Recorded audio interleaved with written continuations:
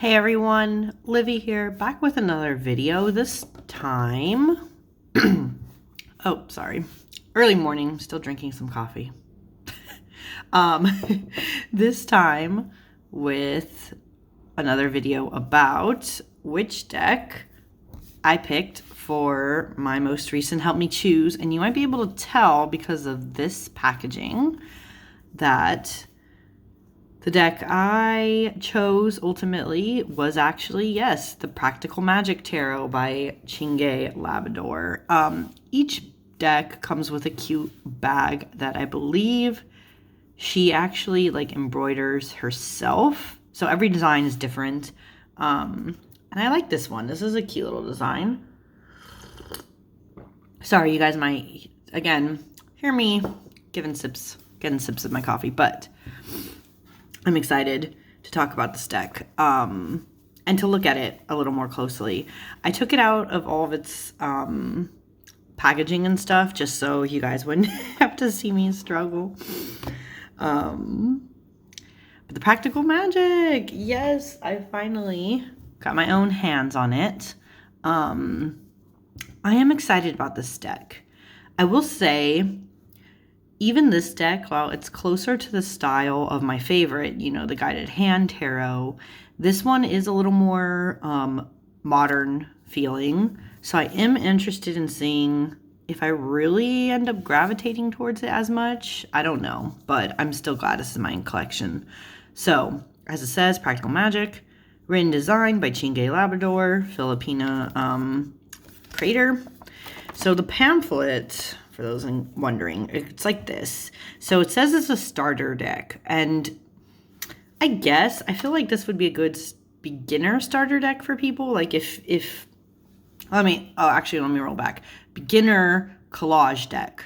There we go. A good beginner collage deck, because it does have bits about how to use tarot, how to read tarot, how to pull, and then on this side, you probably won't, you won't see it all in frame, but on this side it has the keywords and stuff.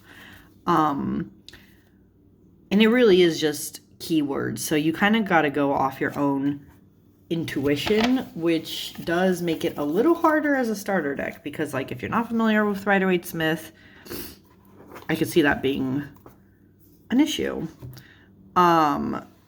We're gonna, I always struggle with this. I'll go this way today. So I'll flip through all the cards, give my first impressions, now that I can see them in front of me, and let's talk a little bit about cardstock. This cardstock's nice. It's got a good bend, so for people who like to riffle, that shouldn't be a problem, but it's still sturdy enough, it feels like, where it would snap back. These are the backs. Like I said in the Let Me Choose video, or Help Me Choose, sorry, not Let Me Choose, Help Me Choose. I'm not a fan of these backs. I'm not a fan of them, because I don't like the name of the deck written on the backs. But even though the backs are not my cup of tea, the cardstock on this deck is nice. Feels standard, smooth, It's not an issue for me, so thank God there. Thank somebody. Thank anybody. Okay, so let's run it through. The Fool. I think I like this Fool. She's kind of interesting. She she's carrying her boombox on the edge. This looks like that one place in I think it's supposed to be Ireland. That's kind of cool. The Fool. The Magician. Magician's one of my faves, and this one is very interesting. I don't know 100% how I feel about it, only because it's a collage deck, so it might not always have the same imagery as, the original. It has some elements, I guess you could say, are nods to what the Magician does, but it doesn't have as much as I would hope. But it's a pretty card. the High Priestess. And this card actually is super funny to me because of the Barbie. Do you guys, what is that show called? There's a show on YouTube, but like, it was like that animated show where they had the Barbies who went to like high school. If anyone knows what I'm talking about, please put it in the comments below. I used to watch that. For some reason, an expression on her face just reminds me of that show. I really like this though. It's so funny to me. It's just it's a funny High Priestess. Oh, the Empress. This is really pretty. It's a different Empress too, right? The Empress pregnant in this one, but you get the nods to natures. And I like it. It's kind of nice. The Emperor though. This is interesting. For some reason, the card behind it kind of gives me Chariot vibes instead of the Emperor vibes. And it's interesting that the Emperor doesn't have a face. I have to sit with that to see how I think, like really think of that one. The Hierophant. Kind of more traditional in this one, interestingly. The Lovers. Oh, this is kind of cute that they're both like next to each other. They look like stylish older ladies going out almost to like the theater or something, but it's not the theater. I don't know what kind of seats, but that's kind of cute. It does give a mirror image about like the two of them. I don't know if it's necessarily I don't know if it necessarily reflects choices for me though. Oh, here's the Chariot. Okay, I can see now, like, the two had to barely avoid each other or avoid an accident, so it's like trying to be careful on the road together. I get that one a little more. Strength. Interesting. It's an elephant instead. I have to sit on that. How I feel about that one. The Hermit, one of my other faves.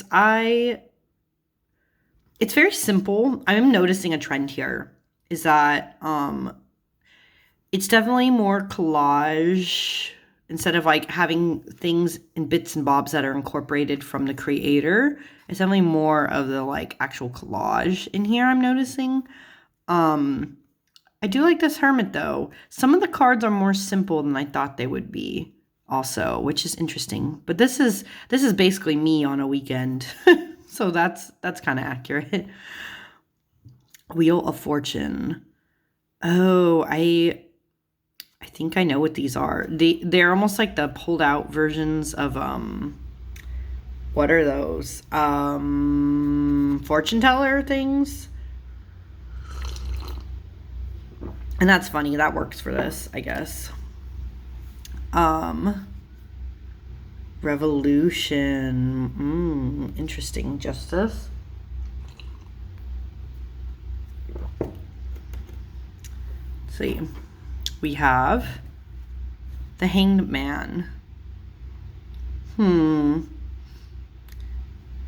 kind of more, I mean, I like the pose, but it's kind of more simple than I would have thought for the Hanged Man. But I guess that's fine. I mean, not every card in every deck is going to be a hit anyways, I feel like. And I'm still processing how I like this one. But his death is cute, cheeky, nod, kind of. I mean, the school is so common for the death card. So this one's fine. This Temperance is interesting, though. It's very psychedelic in a way because of the background. And then the little elements that are brushed on. The Devil. Very simple devil. But you know, this image reminds me of, what is it, Lolita? You know what's funny about that book? I still have yet to read it, and I think that's probably a good thing based on what it's about. But every time I see images like this, I'm like, that reminds me of like a Lolita thing. So makes sense with the devil a little bit. just based on what I know of that book since I haven't read it myself. And this being the Tower, I don't 100% know how I feel about this tower. It's very simple. I mean, I get the implication that maybe there was like a disaster in the sky kind of vibe is what this gives me. But I don't know, it's really plain. I would have expected the tower to have a little more to it. But this star is cool. I like the design of it. I've seen this card around. Same with the moon. Actually, you know what? I could also say the same for all three of these as I'm seeing them together. The moon, the sun, Judgment. Very simple designs. I thought I don't know, it's almost like I would have expected a little more from them. But they're not bad. They're effective in getting, or in like, portraying what they are. Like the moon with the wolf, you kind of get the idea anything can happen. Darkness of night, that kind of thing. You just get the same vibes with the sun. And Judgment, it's biblical, plays back to Judgment Day. It's just very, I don't know. For this being the major arcana of this deck, I feel like not as much is being put into it because I know that the minors have those keywords and a little more detailing them to them. That's why I guess I'm making this comment. And the same could also, I guess, be said for the world. Very straight to the point. And then there's fireworks in the background, I think. It looks like fireworks. So, gets its point across. It's just more simple than I thought it was going to go for being the major arcana. And now, we're into the wands. This is the Ace of Wands. This is really interesting too. How it says light your fire, safety matches, but in the matches, there's they almost look like they're roses. That is really interesting. This gives me, I don't know. I actually really like this. I really like this. It reminds me of something in Portuguese history, but I'm not going to get into that right now. But I really like that. Two of Wands, risk versus comfort. See, I feel like the minors have had a lot of thought put into them, which is great because I feel like the people need to be doing that with the minors. I don't feel like the majors got as much love and collage work. But I do like that. Got a destination, Three of Wands. That's cool. This is an interesting Four of Wands. I actually do kind of like this because the keyword says it's all good for now. And I feel like that's the real meaning of the Four of Wands. Sometimes people are always like, oh, it's the wedding card. It's a celebration. Everything's good and happy. And it is, that's what happens when the four appears. But it's also just maybe someone who's enjoying the moment because they know that there's more hardships, around the corner. Friendly competition. This is a very different vibe. Not as much movement, but you can tell that maybe they're old friends or maybe they're frenemies or maybe something, Really interesting. Victory Dance, Six of Wands. Wow. That one's interesting. Just do the work, Seven of Wands. Do I 100% agree with this assessment? I have to sit on that, but it's a pretty card. In the fast lane, this is a very different Eight of Wands, though. A lot of meanings could be put into that. That's interesting. Almost there. Oh, getting your hair done at the salon. That's actually kind of funny. This is kind of a funny one, but it doesn't. I mean, I get it in some ways. I get with this card why this was chosen because, like, if you've ever had to get your hair done ever, sometimes it could feel like you're there for like 1,000 years. I once went, one of the old people I used to get my hair done from, only like, like to get a haircut and then she would style it and stuff. I would be in there sometimes for like 3, 4 hours and it could be like the most agony thing. So almost there. Yeah. Sometimes that is relatable. Do I think it's like 100% relatable to the struggle of the 9 though? Not as much, but it's a funny interpretation of it and it would get you to remember. And finally, it's all on you. 10 of Wands. That's so interesting. I like it though. I like the colors of it. Oh, interesting. Page 1 is the experimenter.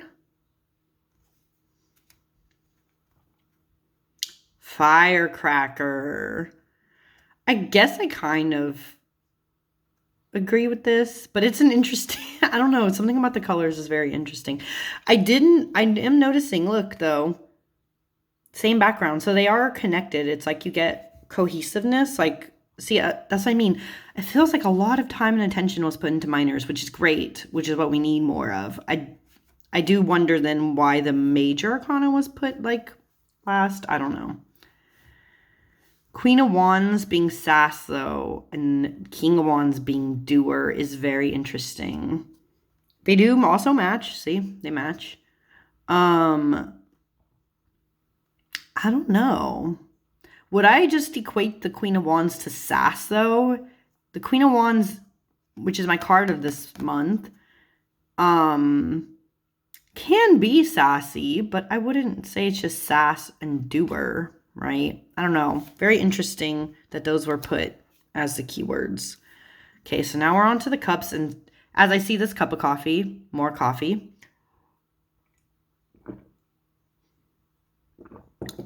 Okay, anyways, sorry. Let the feelings flow, Ace of Cups.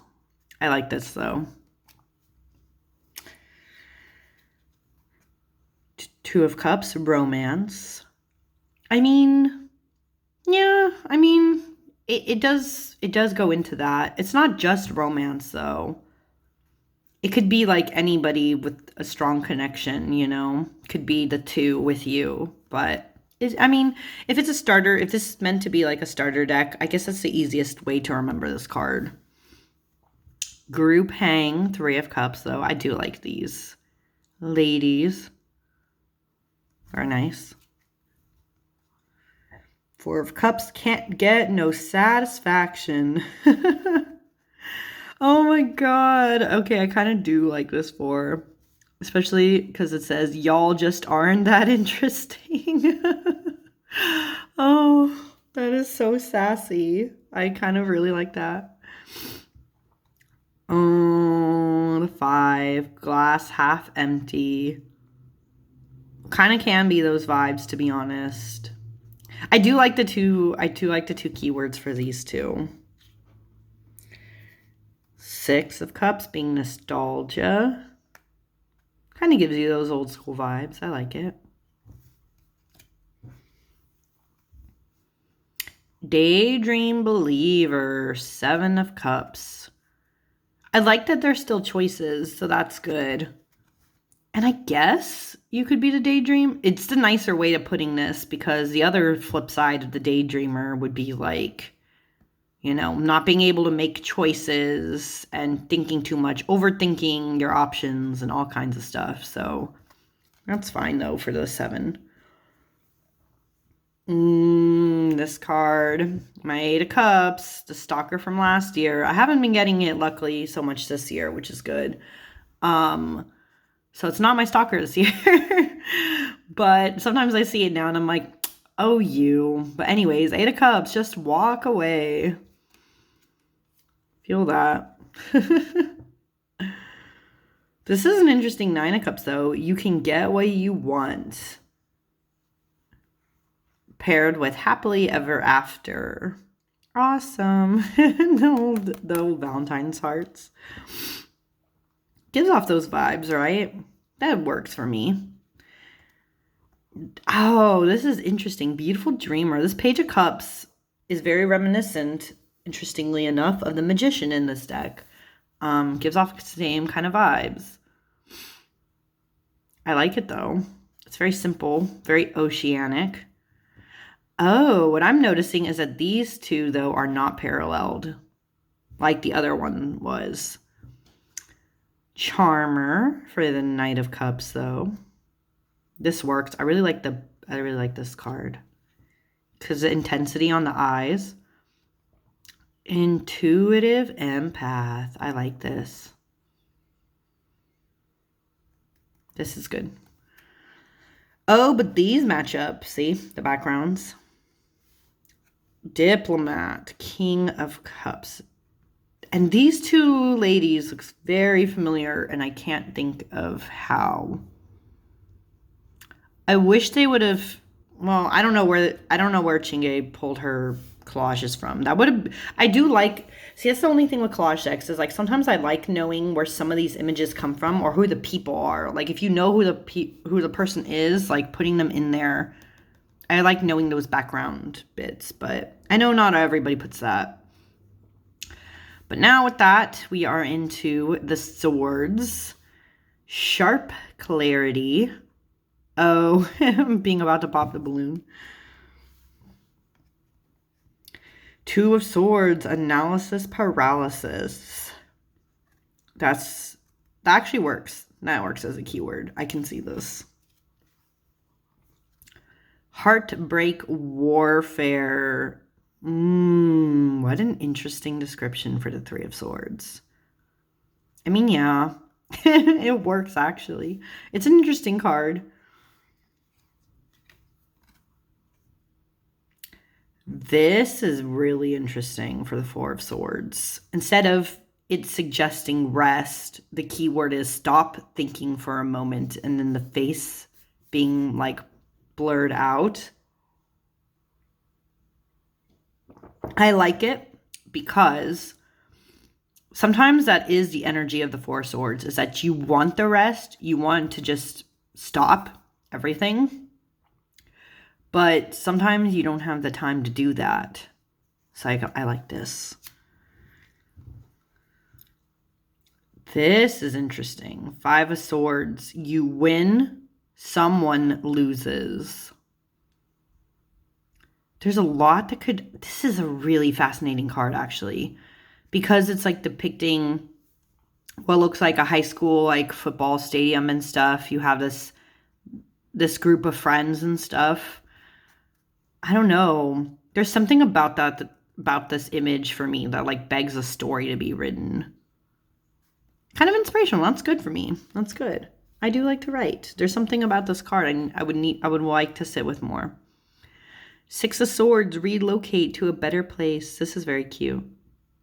It reminds me of like old school like storybook kind of drawings. Like from the 90s, you know, like the early 90s, a lot of art like this. Seven of Swords, watch your back. Oh, is that a Pibble? A Frenchie? Oh. Trapped, but not really. That's cute. That's a cute card. Oop. Night Terrors. Oh, what an interesting phrase for the Nine of Swords. I guess. Well, I mean, this harkens more back to the original RWS because, you know, the art on that card is the person crying in the bed with the swords on the wall. So this is more of a reference to that, the Night Terrors. But it's not always about like nighttime worries, right? It's the same feeling during the day. So this is interesting. They used a keyword to harken back, but I wouldn't just say it's, you know, that. Oh, I've had it up to here. 10 of Swords. Oh my goodness. It's very simple but effective. I feel like this is me sometimes at work. I mean, I'm in charge of first graders, so you know. I've had it up to here. Oh no. Okay, Page of Swords is student. Interesting. Oh, and they match up again. I do like seeing this trend. Knight of Swords, though, being Machiavelli is really interesting of a keyword. I'm like trying to think of, well, in what way? But I guess he was kind of brutal and honest with his words sometimes. That's interesting. Oh, and these two also match. So that's cool. Queen of Swords being brutal truth. I see that. I see that. But do I 100% agree that the King of Swords is a cutthroat communicator? I don't know. This one, I don't know if this was the right keyword for the King of Swords, because the King of Swords is about, having all the tools at your disposal to know what needs to be said or done. Is like this kind of card, in my mind, it's always harkened back to justice in a way. But at the same time, like fair justice, like understanding that you can't always be a bee, like give all the truth. Like you need to figure out what's the best way to go about a situation. So do I 100% agree that this is a cutthroat communicator? I don't know. I think only because the king is supposed to be like the master of the suit, But anyways, that's fine. I can disagree with some of this if I want. We're moving on to the last suit now, though, which, wow, this video is going on so long, but it's okay. Ace of Pentacles, Abundance Begins. I do like this imagery. It's very pretty.